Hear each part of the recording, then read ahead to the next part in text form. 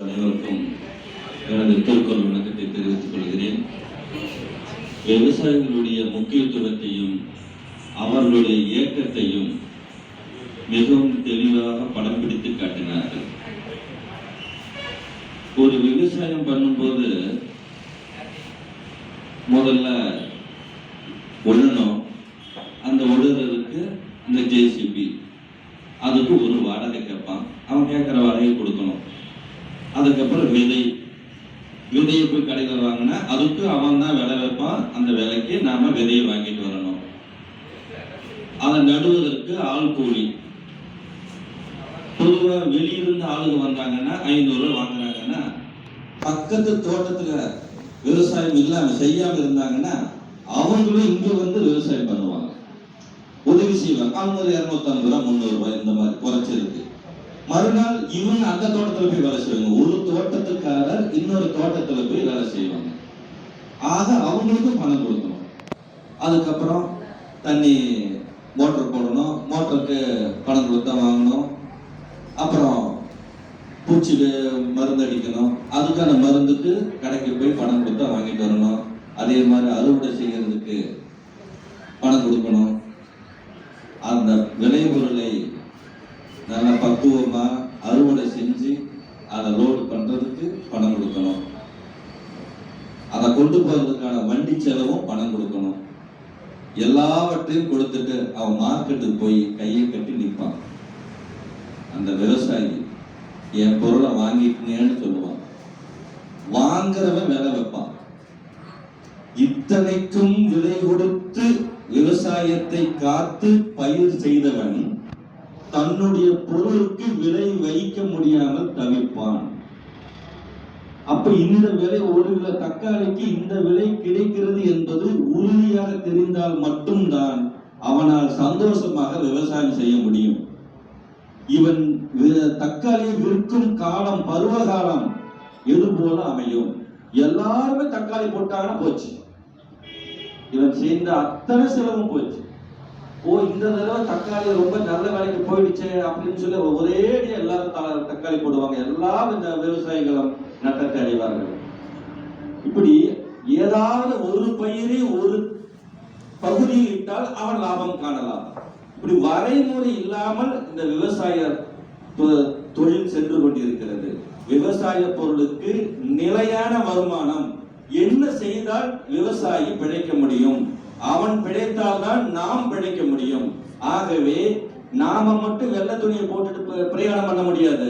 நம்ம பக்கத்துல ஒரு ஒர்க் ஷாப்ல வேலை செஞ்சவன் கிரீஸோட வந்து நம்ம பக்கத்துல உட்கார்ந்தான்னா நம்ம துணி என்ன ஆகும்? அழுக்காகும்.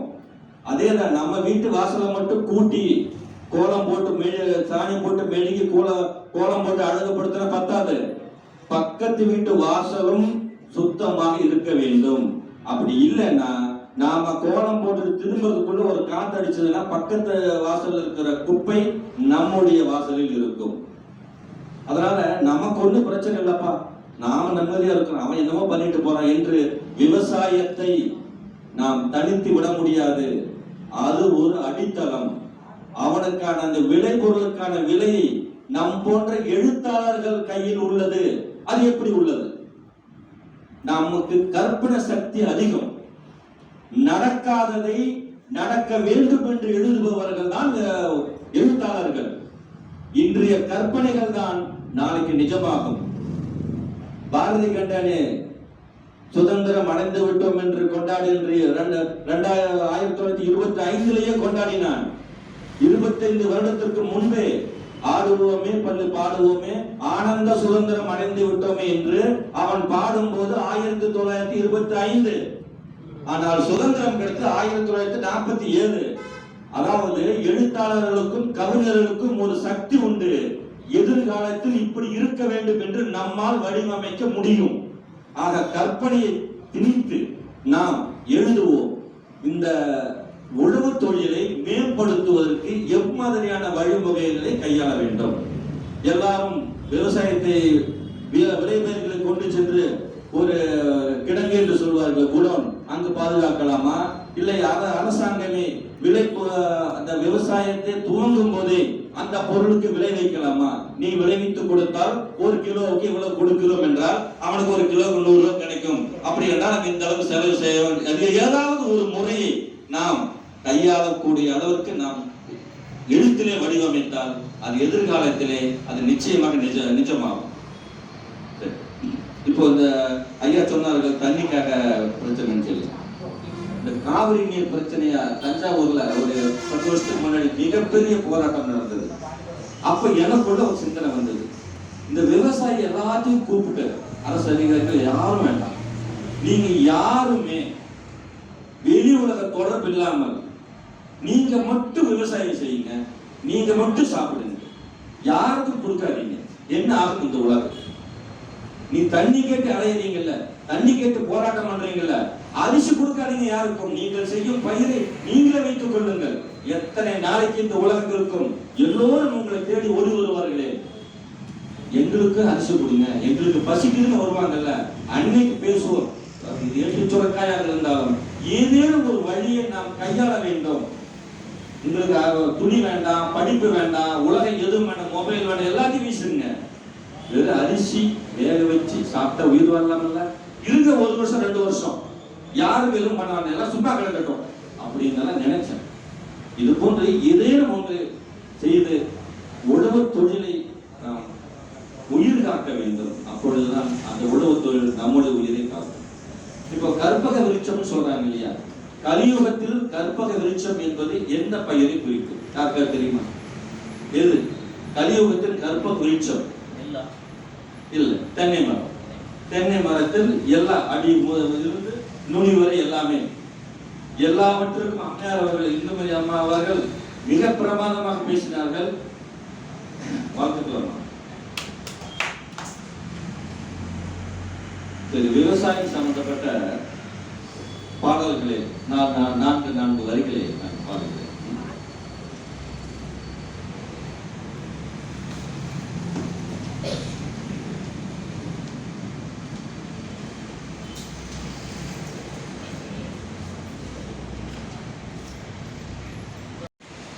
பொண்ணு விளையிற பூமியட விவசாயத்தை பொறுப்பாக வளைச்சி செய்வோமடா, உண்மையா உழைக்கிற நமக்கு எல்லா நன்மைகளும் நாடி வந்து கூறுதடா.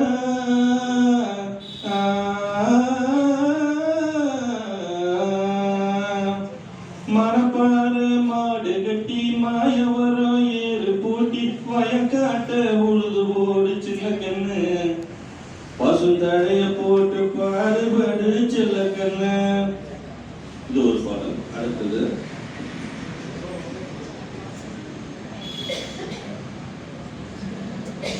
ஏர் பூட்டி தோளில் வைத்து எல்லாமே வீட்டில் வைத்து போராடும் காலம் எல்லாம் போனதம்மா, எல்லோருக்கும் யாவும் உண்டு என்றாகும் நாளும் இன்று நேராக கண்ணில் வந்து தோன்றுதம்மா. விடியும் வேலை வரப்போகுது, தர்மம் தீர்ப்பை தரப்போகுது, நியாயங்கள் சாவதில்லை என்றும் நியாயங்கள் சாவதில்லை.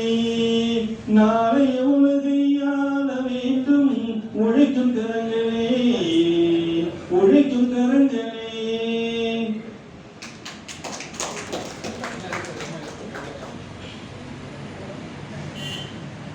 இது மிக பழைய பாடல், சிலர் கேட்டிருக்கிறீர்கள். வானமே வையமே நீ தந்த வரமெல்லாம் மானிடர் உரிமையம்மா, நான் என்று சொல்வதே நாம் என்று சொல்வதால் நாடெல்லாம் வாழும் அம்மா. பொழுதெல்லாம் உழைக்கின்ற ஏழை முகத்திலே புன்னகை வளரும் அம்மா, புன்னகை வளரும் அம்மா. கிழக்கே வெளுத்ததம்மா, கீழ்வானம் சிவந்ததம்மா, கதிர் எங்கள் குடும்பம் இன்று ஏறெடுத்து நடந்ததம்மா. இன்று வந்த தென்றலுக்கு இதயமெல்லாம் சிறந்ததம்மா. கிழக்கு வெளுத்ததம்மா, கீழ்வானம் சிவந்ததம்மா.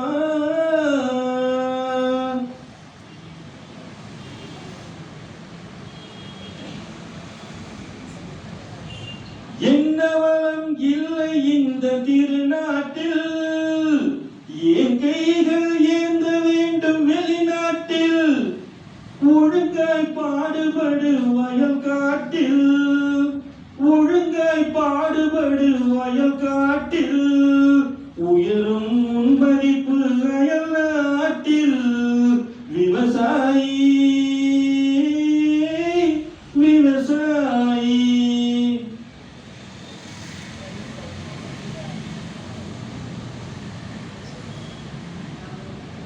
நெத்தி வேர்வை சிந்தினோமே முத்து முத்தாக, அது நெல்மணியாய் விளைஞ்சிருக்கு கொத்து கொத்தாக.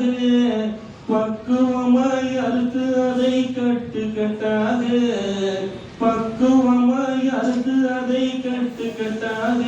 அடிச்சு பதற நீக்கி பூச்சி வைப்போம் முட்டு முட்டாக. ஏர்முனைக்கு மேரிங்கு எதுவுமே இல்லை, என்றும் நம்ம வாழ்விலே பஞ்சமே இல்லை. ஏர்முனைக்கு நேரிங்கு எதுவுமே இல்லை, என்றும் நம்ம வாழ்விலே பஞ்சமே இல்லை என்று உழவர் வாழ்விலே எதுவுமே பஞ்சமில்லை, பஞ்சமில்லாத நாமும் அவர்களோடு இணைந்து இந்த உலகத்தை கொண்டு செல்வோம் என்று இந்த நல்ல வாய்ப்புக்கு நன்றி விடுகிறேன்.